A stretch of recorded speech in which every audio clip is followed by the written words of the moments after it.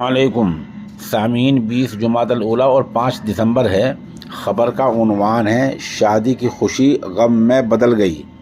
معاملہ مغربی اتر پردیش کے ضلع مظفر نگر کے کھتولی علاقے میں ہوا ہے، جہاں شادی کی تقریب میں شریک ہونے کے لیے جا رہے حقیقی بھائی اور بہن کی گاڑی کی زد میں آ کر موت ہو گئی ہے۔ اطلاع کے مطابق ایک گاؤں تسنگ کی رہنے والی 16 سالہ علمہ اپنے بھائی شہادت کے ساتھ بائیک پر سوار ہو کر اپنے ماموں کی بیٹے کی شادی میں جا رہی تھی۔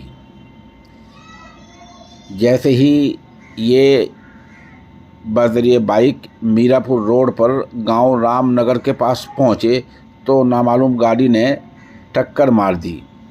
دونوں کی موقع پر ہی موت ہو گئی۔ اس حادثے سے علاقے میں غم کا ماحول ہے۔ نماز جنازہ مولانا وسیم ندوی نے پڑھائی ہے۔